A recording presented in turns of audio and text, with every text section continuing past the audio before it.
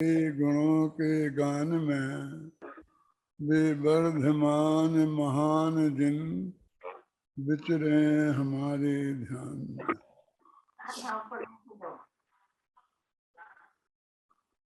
पूज्य गुरुदेव श्री के जन्म के संदर्भ में चर्चा चल रही है और एक बात में तो हम सबसे आगे हैं ही कि उनका जन्मदिन कल आया है।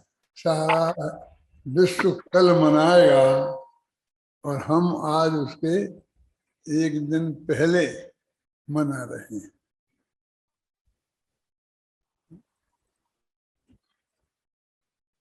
इसका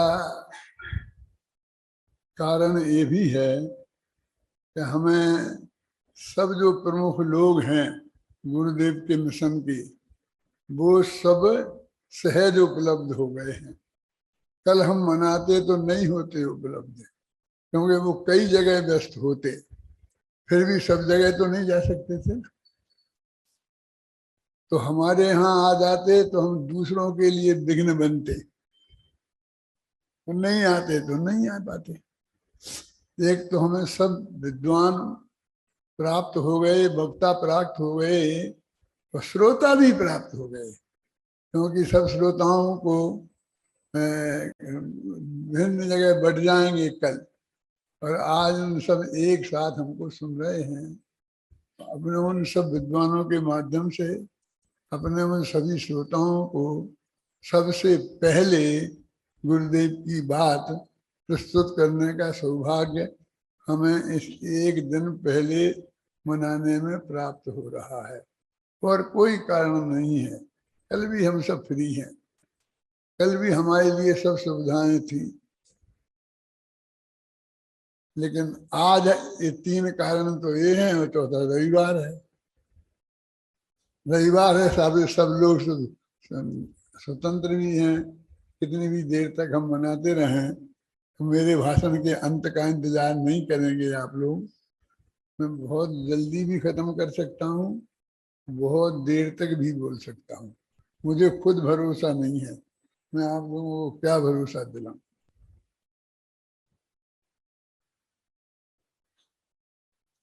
मैं क्या बोलना चाहता हूँ ये मेरे से मत पूछिए, मुझे कोई पक्का भरोसा नहीं है कि मैं क्या बोलूंगा।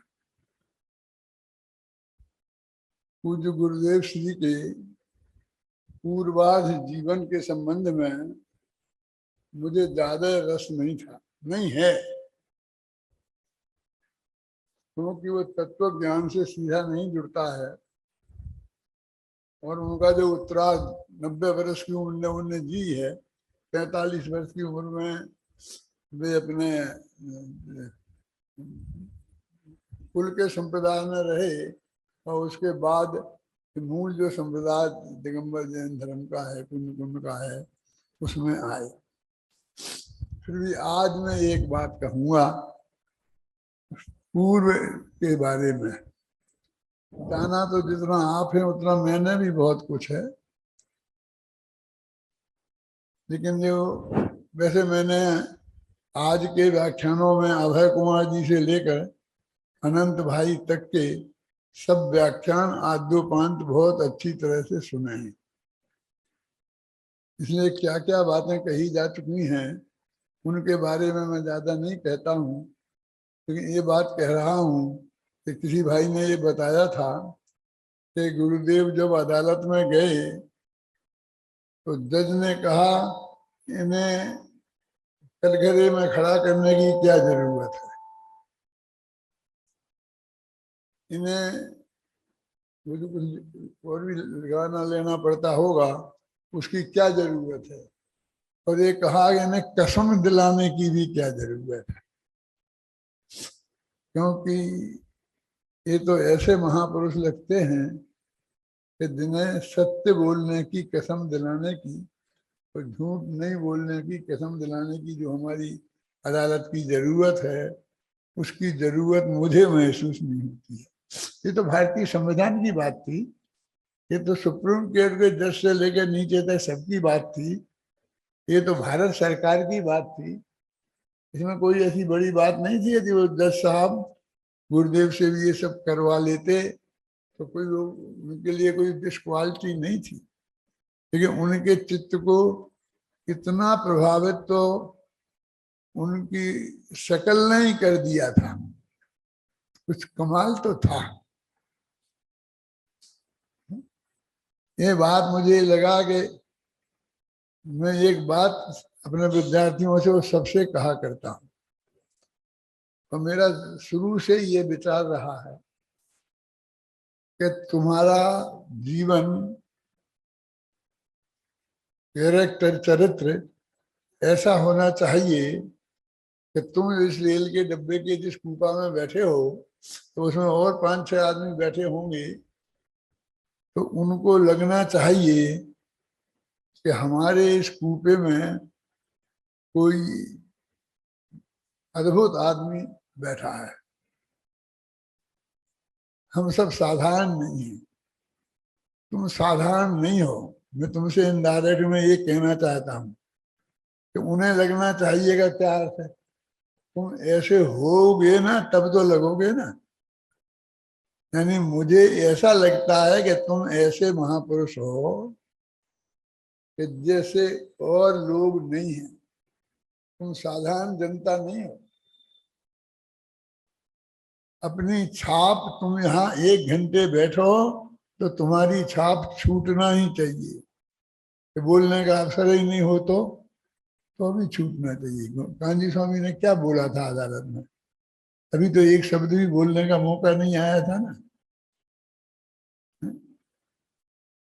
तुम्हें देखकर तुम्हारा उठना, तुम्हारा बैठना, इस सब कुछ ऐसा अद्भुत होना चाहिए। ये हमारे गुरुदेव से हमें सीखने को मिली एक बात, इसलिए मैंने इसकी चर्चा की। कि लोग, सामने वाला वकील आरोप भी लगा सकता है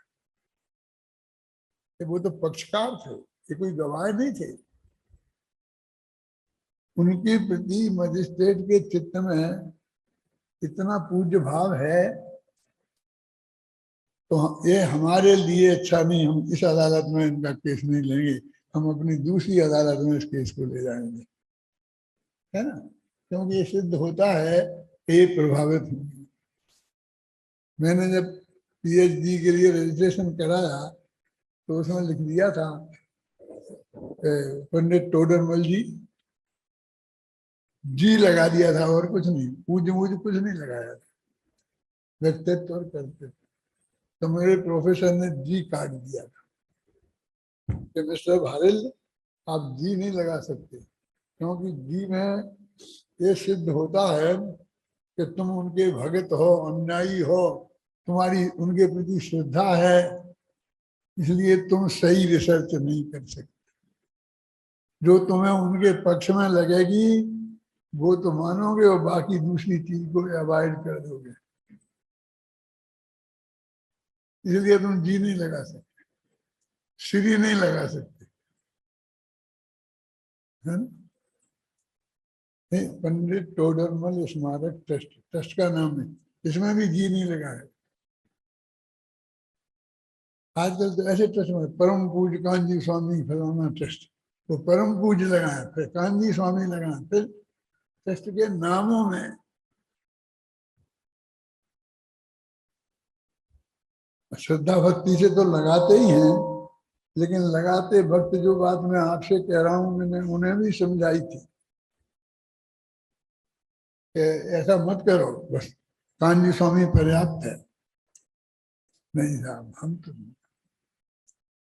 तुम्हारी अदालत होगी, तुम्हारा कोई कानून होगा, रिसर्च विसर्च जो भी होगा होगा, हम तो लगाएंगे, है ना। तो एक बात तो मुझे आपको इस बात पे कि हमारा व्यक्तित्व ऐसा होना चाहिए कि हम किसी के सामने आए तो उसे लगना चाहिए कि ये साधारण आदमी नहीं है। ऐसा चरित्र हमारा इन 5 साल में गढ़ जाना चाहिए। ये बात गुरुदेव श्री की इस बात से सीखने को मिलती है कि जिसकी अदालत में न्याय मांगने गए हैं तो वो मुद्दई थे, मुद्दाइल नहीं थे, माने वादी थे, प्रतिवादी नहीं थे। समझिए क्या क्या कह रहे हैं अखिल जी? माने वो खुद केस लेके गए थे, किसी दूसरे ने उन पर कुछ दावा किया हो और उसने अदालत में बुलाया हो और वो गए हो, ऐसे नहीं थे। उनको किसी का कुछ लेना देना होगा और नहीं देता होगा, ऐसा कानून होता ना कि वो नहीं मियाद खत्म हो जाएगी तो वो काम की नहीं रहेगी है। एक बात तो मैं आपको ये कहना चाहता हूँ, दूसरी बात एक और कहना चाहता हूँ। मैं जरा औपचारिकता में से बच रहा हूँ और अपने समय बचा रहा हूँ, अधिक से अधिक बात कहना चाहता हूँ।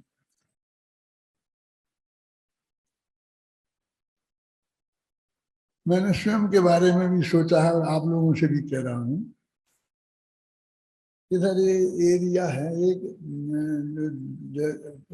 गुजरात और राजस्थान की बॉर्डर पे, और वहाँ जैनियों में श्वेतांबर लोग ज्यादा है। श्वेतांबर लोग भी मंदिर मार्गी, वो एरिया है तखत राज जी कलकत्ता वालों का, भगवत जी भंडारी बेंगलोर वालों का। ध्यान से सुनो, तो एक एरिया है, इधर से जाएंगे यदि हम अहमदाबाद तो उस एरिया से पास होते हैं। ये एरिया नहीं यहाँ जो सीधा अपन जाते हैं वो नहीं। वहां पूज्य गुरुदेव श्री को शायद तखत राज जी ने, भगवत जी ने बुलाया था और उस एरिया में वो गए थे। तो वहाँ जिस गांव में उनका भरी सभा में व्याख्यान होना था, और श्वेतांबर समाज बहुत था और दिगंबर नहीं थे कोई, ये भी श्वेतांबर ही थे, लेकिन गुरुदेव की वजह से दिगंबर हो गए थे। तो उनने बुलाया था, वहाँ सभा हो रही थी, तो इतना विरोध किया श्वेतांबर भाइयों ने, कांजी स्वामी लौट जाओ, कांजी स्वामी लौट जाओ, हमें नहीं सुनना है, क्या करना है ना। बहुत विरोध हुआ। अपने जो नेमिचंद जी पाटनी है यहाँ के महामंत्री, वे उस यात्रा के व्यवस्थापक थे, तो वे भी उसमें थे। तो स्वामी जी वो ज्यादा समझ में नहीं आता था क्या हो रहा। उन्होंने पूछा, पाटनी जी क्या हो रहा, क्या हो रहा? साहब ये लोग विरोध कर रहे हैं, कह रहे हमें नहीं सुनना कांजी स्वामी है, इन्हें सुनना नहीं है, नहीं सुनना नहीं है। अरे भाई हमें तो ये पता था ये सुनना चाहते हैं, हम सुनाने आए, नहीं सुनना है तो क्या कह रहे, गो बैक, वापस जाओ, चलो। एक सेकंड में उनने वहां से बिना कुछ बोले, कुछ स्टेज पे बैठे ही बिना, और उठ के चल दिए, निकल गए बाहर। गांव में बहुत हो हल्ला हुआ। तो जो अजैन लोग थे ना, छत्री लोग, ठाकुर लोग, वे सब इकट्ठे हो गए कि एक संत इस गांव में आया और वो कुछ आत्मा की बातें करता है, तो ये लोग जैनियों ने उन्हें वापस भगा दिया और उन्होंने कह दिया नहीं सुनना है। तो वे सब बहुत एकदम नाराज हो गए और जैनियों से कहा कि तुम वो संत जब इस गांव में नहीं आएगा तब तक हम कोई खाना नहीं खाएंगे, ये नहीं करेंगे, तुम्हें हम यहाँ शांति से नहीं रहने देंगे। वो गांव एकदम बदल गए। अब भी दौड़े दौड़े वे ही लोग वहां, अपने तो कोई गांधी स्वामी के तो अंदर ही कोई थे ही नहीं, वे थे ना दो जने, कौन कौन, महमूद जी भंडारी और तखत जी कलकत्ता वाले। वे सब आए तो सब जल के रुको रुको रुको रुको, तो क्या है क्या है क्या है। स्वामी जी ने पूछा कौन है, क्या बात है, क्या बात है, काय को कि वे रोक रहे हैं, रोकने आए हैं, कह रहे रुको रुको, काय को रुको, हम कहते ना। ओके, वे आए हैं, उनकी बात तो सुन लो, हाँ बुलाओ। तो कभी है क्या कि महाराज आपको हमारे साथ चलना पड़ेगा और प्रवचन करना पड़ेगा। है? हम तो पूछा था तो लेकिन नहीं सुनना चाहते हैं ये लोग, इसलिए हम आए हैं, तो क्यों करना पड़ेगा, तुम लोग सुनना चाहते हो कि नहीं साहब वो हमें गांव में नहीं रहने देंगे, तो हमारे गांव की शांति भंग हो जाएगी, हमारा गांव दो हिस्सों में बट जाएगा। यदि आप नहीं लौटे और आपने प्रवचन नहीं किया तो ऐसा हो जाएगा। नहीं ऐसा है क्या? चलो किसी से बिना पूछे और लौट के चले। ये घटना मुझे पाटनी जी ने सुनाई थी, वे उसके व्यवस्थापक थे। पाटनी जी को तो आप जानते हो ना, बाबू भाई हाल में फोटो लगा, हाँ अपने अपने ऑफिस में भी लगा।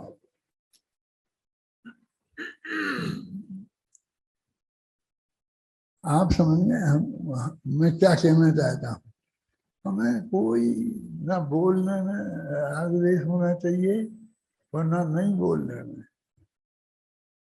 जो 1 मिनट पहले गो बैक करे और हमें वहां खड़े नहीं रहने दें, वे 1 मिनट बाद कहने नहीं बैठ जाओ बोलो। क्या जरूरत है बोलने की? क्यों? हम लोग सब लोग क्या निर्णय करने वाले? क्यों? सुनना चाहते नहीं, सुनना चाहते तो नहीं सुना, सुनना चाहते हैं तो सुना दें। तो हमें झगड़ा हो जाएगा, गाँव वालों ने रहने नहीं देंगे। नहीं नहीं ऐसा क्यों हो? चलो हमारे बोलने से उनके रहते हैं। ऐसा हमारा जीवन है। विद्वान है, हम विद्वान बनने जा रहे हैं। आज कांजी स्वामी की जयंती है, ये उपदेश। अरे कांजी स्वामी की का जीवन तो बता ही रहे हैं ना। उनके दिगंबर बनने के पहले का एक घटना और दिगंबर बनने के बाद की एक घटना। हमने कोई ज्यादा नहीं सुनाने वाला, फिर मुझे इतना बताना था कि हमारा जुनमानी सुनाने के प्रति, किसी भी गांव के प्रति ऐसा राग द्वेष नहीं होना चाहिए। जहाँ के लोग शांति से सुनना चाहते हैं उन्हें सुनाना चाहिए, और नहीं सुनना चाहते उन्हें नहीं। कहीं इज्जत मज्जत कोई का प्रश्न, काय की इज्जत, किसकी इज्जत? क्योंकि जैसे हम अपनी मर्जी के मालिक हैं तो वे भी तो अपनी मर्जी के मालिक हैं। और जब सभी जने के सभी नहीं सुनना चाहते हैं तो फिर क्या रह गया? ऐसा कुछ लोग नहीं चाहते हैं, बाकी सब तो चाहते हैं। वो जैसी परिस्थिति होगी, जैसा जो होगा वो देख लेंगे। हाँ, लेकिन हमारा जीवन कैसा होना चाहिए, ये गुरुदेव श्री का मार्गदर्शन की बात होनी चाहिए। अब मैं सोच रहा था कि अपन गुरुदेव के प्रवचन में सुनता हूँ तो उसमें सहजता की बात भी मुझे बहुत मिलती है। पहले नहीं मिलती थी ऐसी, अब ध्यान जाता है बार बार। क्या उनके जीवन की सहजता पर ध्यान गया, अदालत की में सहजता पर ध्यान ध्यान गया। अब ये बात जो मैं आपसे कह रहा हूँ कि जो आप सहजता कह रहे हैं ना, मैंने कल शाम को एक भाषण सुना मेरे विरोध में, तो मेरे बहुत परिचित व्यक्ति का, विद्वान व्यक्ति का, यूनिवर्सिटी के प्रोफेसर का। और वो ये समझाने की कोशिश कर रहे थे कि डॉक्टर भारत जो ये कहते हैं कि करुणा भाव धर्म नहीं है, मोह का चिन्ह है, वो अच्छी चीज नहीं है, और उसके विरुद्ध में जैन शास्त्रों का है, दिगंबर शास्त्रों का, श्वेतांबर शास्त्रों के प्रमाण निकाल के बता रहे थे। और फिर अंत में उन्होंने कहा कि डॉक्टर भारेल ने ये निश्चय नय के आधार पर, निश्चय नय का सहारा लेकर और ये बात कहते हैं। तुम्हें ठीक लगा कि चलो अपनी तरफ से तो नहीं कहता हूँ, निश्चय नय से जुनवानी में ये बात है, कितना उनने स्वीकार किया। वो भाषण एक अखबार में भी छपा है और इस पे ही आया है, जो मेरा वो है ना, क्या नाम, व्हाट्सएप पर। हाँ, जिसका भी होगा वो विद्वान, उसने आकर मुझे सुनाया। मैंने कहा भाई मैं तो जानता हूँ, अच्छे विद्वान है, हो सकता है दूर के रिश्तेदार भी हैं, और उनके विचार भी जानता हूँ, वे बहुत सज्जन पुरुष हैं, ये भी मैं जानता हूँ। क्या तो उन्होंने बात कही, आगम प्रमाण बताए, वो भी सही है। तो उन्होंने जो ये भी बताई ईमानदारी के बाद, वो निश्चय के आधार पर वो बात कहते हैं कि करुणा भाव, ठीक है, उसके उनके इस प्रतिपादन से क्या क्या नुकसान है ये बताया। मैं सोचा भाई अभी उनने, अपन ने कहा और अपन चाहते हैं कि सब लोग उनकी बात सुने और सोचें, और उन विद्वान ने सुनी और सोची, मुझे भी उनकी बात पर सोचना चाहिए। तो मुझे लगा कि भाई देखो, बात तो अब अपनी सही है, अपन ने कोई गलत नहीं की है, पर अपन उसे पलटने वाले नहीं है। लेकिन उनने जो कहा है,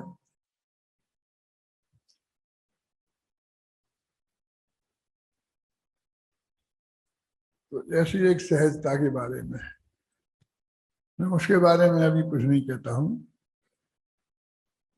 सहजता के बारे में है कि सहजता, एक बार बार जो हम कहते हैं कि आप जैसी सहजता की बात करते हैं, वैसी सहजता तो बहुत मुश्किल है, संभव नहीं है। क्या तो आप जवाब दे देते हैं, ये तो श्रद्धा के, श्रद्धा में संभव तो है, इस चारित्र में माने जीवन में उतारने में दुनिया बहुत बाधा रूप में खड़ी होती है। तुम ऐसा कहोगे तो ये नहीं मानेगा, ये नहीं मानेगा, ये नहीं माने, ये संभव नहीं है। माने बहुत लोग नहीं मानेंगे और बहुत विरोध हमको सहन करना पड़ा,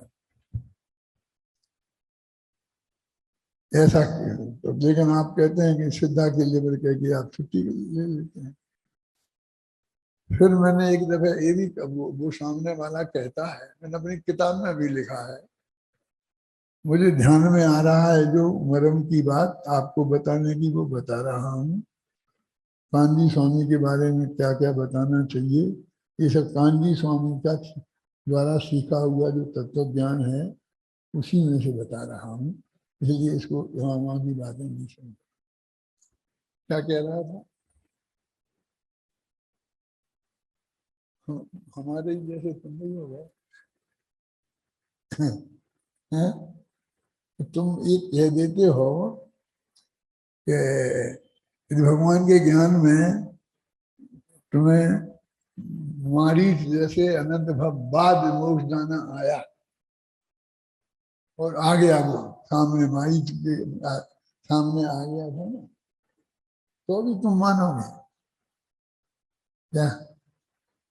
बिल्कुल सहज भाव से स्वीकार कर लोगे। और आप कहते हो राजा शौनक जब बैठे थे भगवान महावीर के सम्मुखीन में, तो उनने बताया होगा कि तुम अगले भव में नरक जाने वाले, तो सहज भाव से स्वीकार हो गया होगा। उनके चेहरे पे कुछ चिंता की रेखाएं नहीं आई होंगी। फिर बता दिया कि तुम तीर्थंकर होने वाले हो अगले भव, तो भी वैसे रहेगा, कुछ मुस्कुराए नहीं होंगे, प्रमुख जाने वाले होती। ये दो बातें राजा सैनिक ने एक साथ कैसे सुनी? तो हमसे तुम कह रहे हो कि तुम्हारे यदि उनने अनंत भव देखे होंगे, तो कहते हाँ हाँ हमें स्वीकार है। अरे क्या कह रहे हो? घबराहट होना चाहिए ना थोड़ी, है? जैसा मरीज को विरोध भाव आया था, ऐसा तुम्हें भी विरोध भाव आना चाहिए। आएगा, क्योंकि उसको अनंत काल रहेगा कैसे संसार। तो मैंने सोचा फिर क्या बात, वो जो ऐसा कह रहे हैं, हमको ऐसी शंका तो नहीं है, फिर भी हम कह देते कि हाँ हाँ हो जाएगा स्वीकार। माने ऐसा चित्त में नहीं है कि उनने हमारे अनंत भव देखे। समझ में आता है? समझ में आ रहा क्या कह रहा है?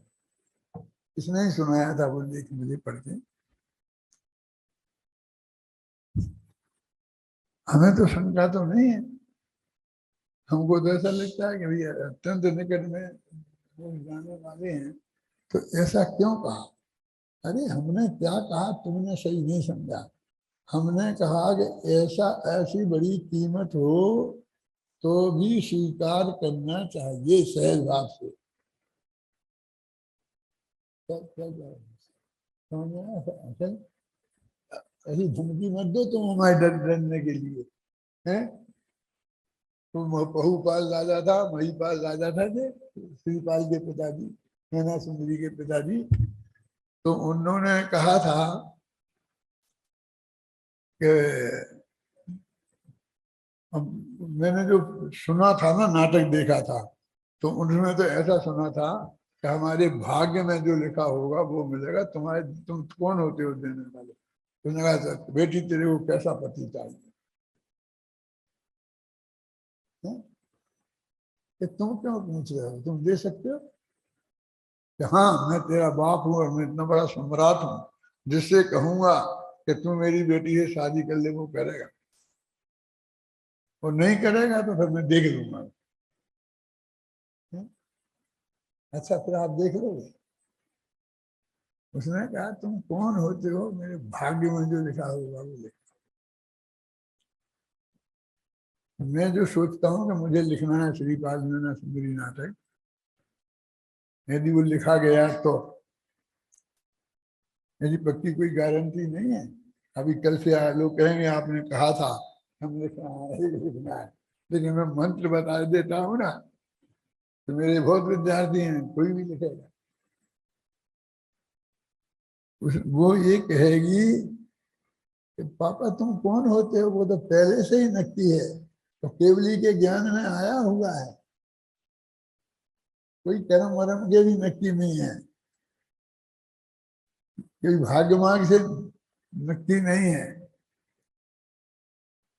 अपने एक बहुत बड़े विद्वान, नाम नहीं लूंगा, वो भाग्य कहते थे, भाग्य माने पूर्व कर्म का उदय, और कर्म माने अभी जब वर्तमान में करें तो उसे हम कर्म कहते हैं, और फिर वही बन जाता है, तो बाद में जब वो उदय में आता है तो वही भाग्य कहलाता है।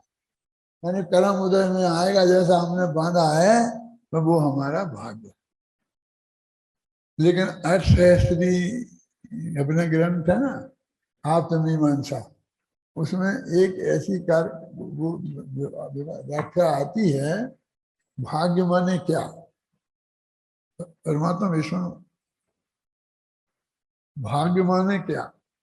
तो कहते हैं होनहार और कर्म का उदय, ये दोनों को मिलाकर उसका नाम भाग्य है ना। देखना विद्वान लोग उसमें, मैं वो पेश करूंगा। अब होनहार और कर्म का उदय, दो बातें हो गई ना, कि कर्म के उदय को हटाया तो नहीं है, इसलिए उनसे झगड़ा तो नहीं हुआ जिनने वो नाटक लिखा था। और ये अब अपन सोचो कि दो चीजों का मिक्सचर है, तो किस चीज में कौन सी चीज मिलाएगी? छोट में हर वो जो है ना, तीन चीजें मिला दे ना, एक एक मेन चीज होती है, फिर उसमें हर बहेरा कहाँ डालते हैं, एक चीज मेन होती है और बाकी उसमें दूसरी चीजें मिलाई जाती हैं। तो होनहार पहले से नक्की है, नियति नियति है ना, तो कर्म बाद में बंधे हैं, तो वो नियति के अनुसार कर्म बंधे हैं कि कर्म के अनुसार नियति बनेगी? हम जैसे कर्म करेंगे वैसी नियति को होना होगा। कौन समझ रहे? उत्तर तो तुम्हें मेरे विद्यार्थियों को तो समझ में आ जाना चाहिए, लेकिन अकेले विद्यार्थी थोड़ी सुन रहे मेरे, सारे देश के अमेरिका तक के लोग सुन रहे होंगे। क्या समझ में है? तो नियति पहले से थी और कर्म बाद में बने, और दोनों मिलके भाग्य कहलाए, तो भाग्य तो बाद का हुआ क्या? वो असली तो नियति है। 5 संभार में नियति है, भाग्य नहीं है। इसलिए मेरी नियति, जिस जीव की नियति निकट मोक्ष जाने की होती है, उसको ये सब बात श्रद्धा में आती है। इसलिए मेरा वो सिद्धांत जो मैं प्रतिपादन करता हूं वो भी गलत नहीं है। फिर आपने क्यों मान लिया? फिर स्वामी जी का बताता हूं। उनके ये गुरु भाई थे, और जो बार बार कहा करते थे कि भगवान ने केवल ज्ञान में जैसा देखा होगा वैसा होगा। तो वो कहते थे, यदि भगवान ने हमारे अनंत भव देखे होंगे तो अनंत भव होंगे, तो हम क्या झक मार रहे हैं? समझ में आए? तो गुरुदेव ने कहते थे, फिर कई दफे मैंने सुना उनके मुख से, फिर एक दफे मैंने कहा कि केवल ज्ञान में देखा हुआ, केवल ज्ञान में देखा हुआ। तो ये केवल ज्ञान की श्रद्धा है कि हमारा मुंह बंद करने के लिए केवल ज्ञान को खड़ा करता है? क्यों? कि जिस जीव के अल्प 2-3 भवों में मोक्ष जाना होता है, उस जीव के भगवान अनंत भव नहीं देखते, माने होते ही नहीं है। जिसे केवल ज्ञान में श्रद्धा है, जिसे केवल ज्ञान में श्रद्धा है, उस जीव के अनंत भव नहीं होते, सर्वज्ञता की श्रद्धा है। इसलिए मैं तो अपनी उस सहजता की दृढ़ता को बता रहा हूं। यदि केवली भगवान ने मेरे अनंत भव देखे हैं और उनकी वाणी में अनंत भव आए हैं, तो मुझे उसमें भी कोई ऑब्जेक्शन नहीं है। ये दृढ़ता बता रहा हूं। मैं ऐसा नहीं मानता हूं कि उनने मेरे अनंत भव देखे होंगे। क्यों देखेंगे? उनसे मेरा क्या झगड़ा है? जितने होंगे उतने ही तो देखे होंगे, क्योंकि उनके ज्ञान के आधार पर मेरे भव थोड़ी है। मेरे भवों के आधार पर उन्हें देखेंगे। तो मुझे वो बात समझाने के लिए वो बात कहूंगा, और ये बात समझाने के लिए ये बात है कि केवल ज्ञान की श्रद्धा जिसे होती है उसके अनंत भव नहीं होते। ये मैंने समझ में आया, अभी तुम्हारे ख्याल में आया ना। उदाहरण के लिए कोई ऐसी बात कहीं मिल जाए, कल ऐसे तर्क बहुत आए ना उनके, जो सुना मैंने, उसमें से मेरे को ये निकला कि हम तो निसंग भाव से वो भी कह रहे हो, ये कहते रहे, हमने ऐसा सोचा नहीं था तब तक। लेकिन अब समझ में आया कि कोई घबराने की बात नहीं है, वो सहज प्रवृत्ति है। वो सहजता का सिद्धांत हम कहें नहीं नहीं, फिर तो हम नहीं मानेंगे उनकी। तो तुम तो अपने आप ही सहजता के विरुद्ध हो गए। तुम अपने अपनी बात पे ही तुम्हें श्रद्धा नहीं रही है? तो अपना जीवन कितना सहज, कितना शांत होना चाहिए, ये बात मुझे आपको बतानी थी। और 1-2 बातें और कहनी। अनंत भाई से, लक्ष्य से में बात विकल्प में आ रही है, तो आप सब लोग समझो। अनंत भाई ने पूज्य गुरुदेव श्री की वाणी को जन जन तक पहुंचाया और उसको बहुत स्पष्ट शब्दों में पहुंचाया, उस पर अक्षरों में लिख के पहुंचाया। तो इसका लाभ तो मुझे भी हुआ है। वाणी स्पष्ट हो गई, क्योंकि मुझे भी बहुत बातें अस्पष्ट रह जाती थी, और अब गुरुदेव की बात सुनता हूँ तो मुझे बहुत, मतलब आज भी मुझे स्पष्टता महसूस होती है। तो उनका तो, लेकिन इनके पहले एक अध्यक्ष और थे जिनकी चर्चा परमात्मा ने की।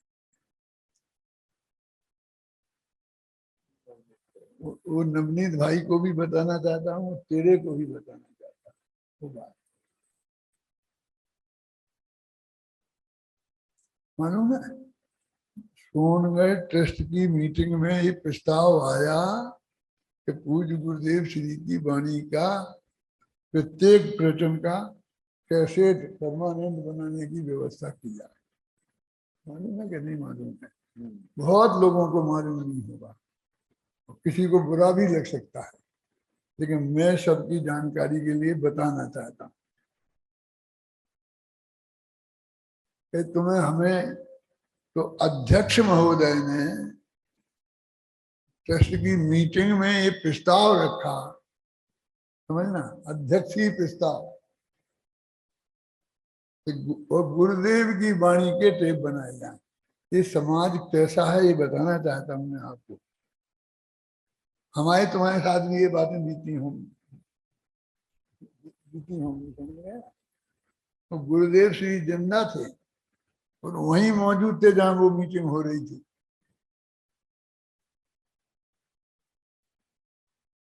तो कहा नहीं, बहुत खर्चा होता है, बहुत दिक्कत होती है।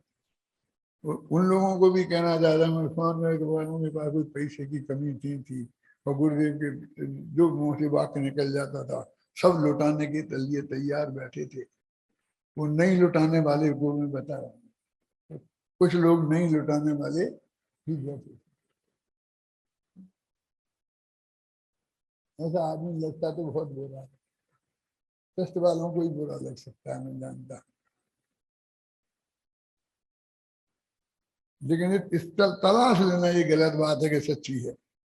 यदि गलत निकल गई ना तो मुझे बहुत खुशी होगी, दुख नहीं होगा। घबराना नहीं कि दादा को बुरा लगेगा कि उन्हें गलत सिद्ध कर दिया। मैं तो चाहता हूं कि मैं गलत सिद्ध हो जाऊं।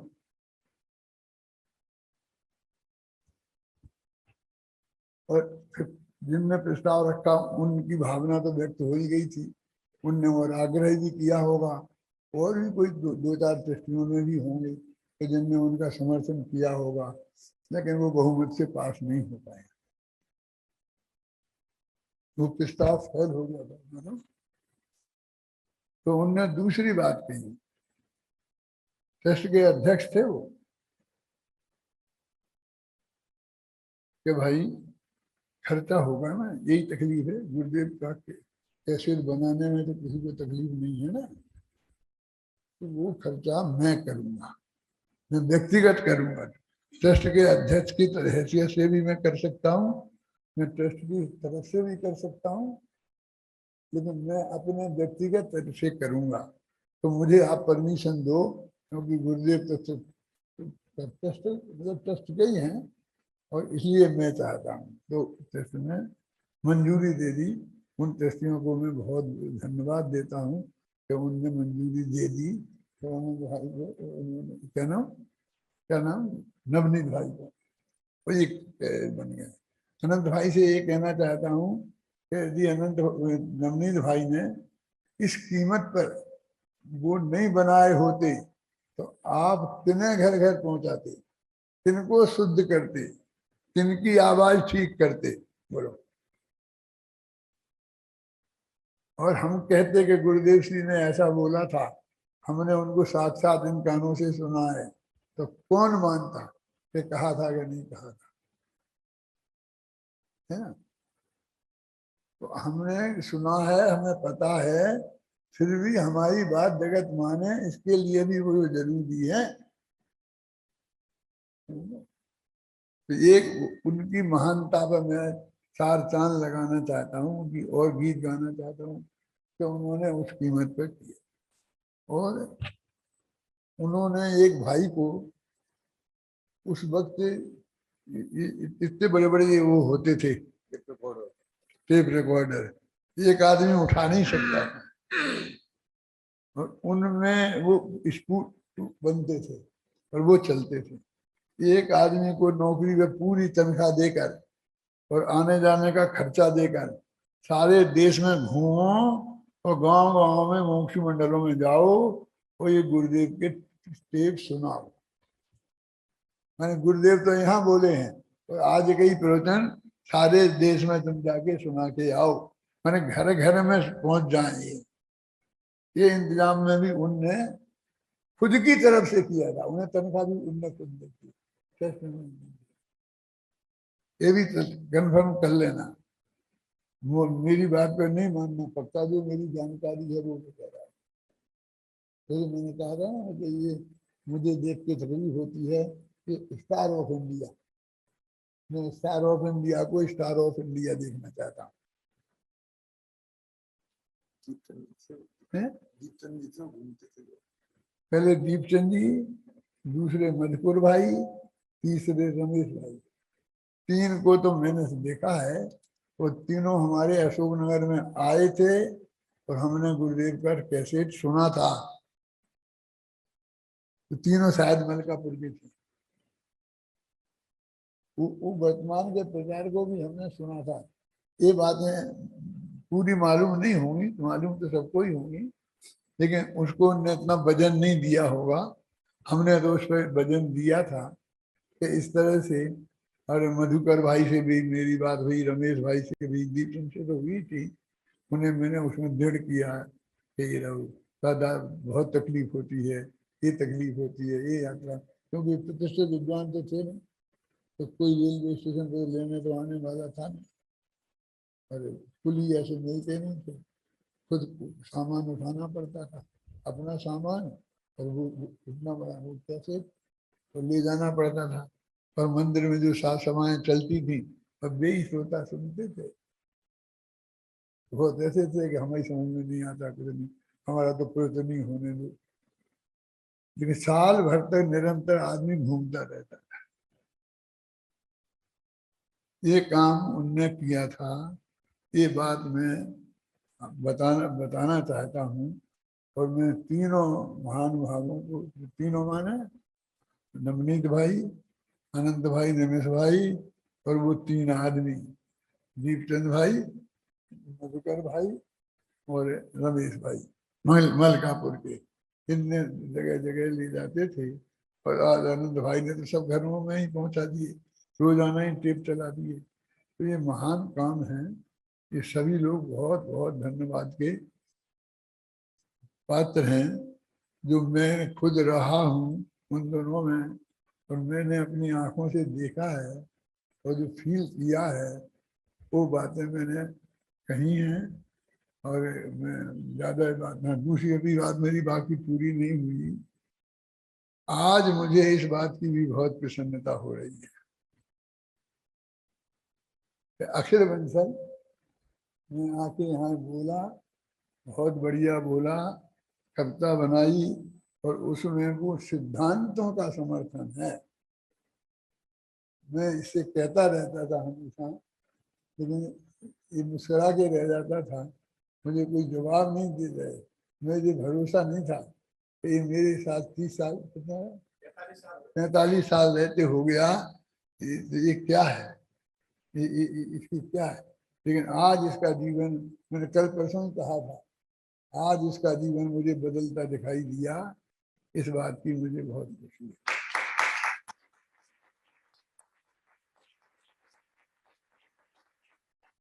दूसरा नाम, अध्यात्म के प्रति मेरी बहुत खुशी है यार, क्योंकि वो भी इस काम में ही लगा था। लेकिन आज जो बोला बहुत कम बोला, लेकिन इन्हीं सिद्धांतों के प्रति अपनी आस्था गहराई से व्यक्त की। इस बात की खुशी इन सिद्धांतों के प्रति।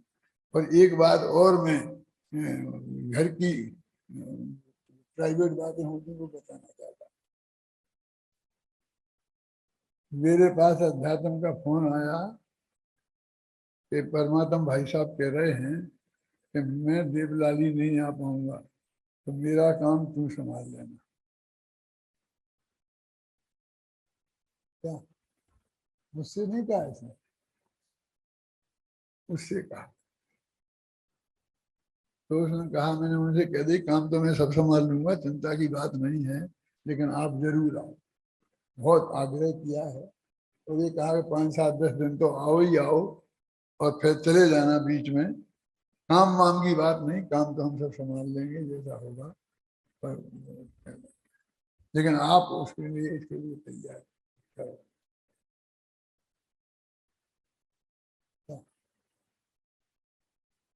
और उसने मेरे को ये बात कही फोन पे, मुझे उससे ही मालूम पड़ी। तो परमात्मा आया मेरे पास शाम को, तो मैंने कहा, परमात्मा मैं क्या सुन रहा हूँ?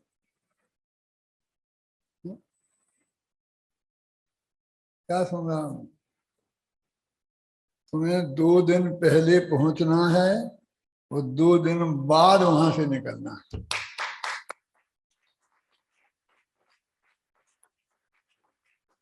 ये मैं नहीं सुनना चाहता, ये बात मैं नहीं सुनना चाहता हूँ कि क्या है काम है क्या है नहीं है। होंगे काम, काम वाम तो होंगे ही, बिना तुम्हारी रुचि हम देखते हैं रोजाना, तो उसमें ऐसी नहीं दिखती है कि तुम्हारी अरुचि हो उसमें। लेकिन जो भी वो मुझे सुनना नहीं है। क्या काम है, क्यों नहीं जा सकते हो, मुझे सुनना नहीं है। तबीयत खराब है, मुझे सुनना नहीं है। मेरी भी तबीयत खराब है, मैं भी जा रहा हूँ, इस शर्त के साथ जा रहा हूँ कि कर पाऊंगा तो प्रवचन करूंगा, नहीं कर पाऊंगा तो नहीं करूंगा, रहूंगा। क्या कर पाना तो करना, नहीं करना तो नहीं करना, दूसरा करेगा। लेकिन तुम्हें आदि से अंत तक रहना पड़ेगा, और मेरे मरने के बाद जितने सबेर लगाओगे वो लगाने पड़ेंगे, और उनमें भी देना पड़ेगा। जैसे नेमीचंद जी पाटनी पूरी जिम्मेवारी के साथ संभालते थे, ऐसा तुम्हें संभालना। तो अध्यात्म की ये बातें मुझे आज बहुत पसंद आई, इसलिए मैं आज ये बात गुरुदेव की जयंती के दिन उसे भी धन्यवाद देना चाहता हूँ। और परमात्मा ने कुछ कहा नहीं है, लेकिन मैं नहीं मानता हूँ कि कुछ नेगेटिव कहने की हिम्मत होगी ऐसे में। वो जाएंगे ही, ये सब काम होगा ही। तो ये सब बातें मुझे आपको कहनी थी गुरुदेव की पावन जयंती के लिए। उन्हें श्रद्धा समर्पित करते हुए मैंने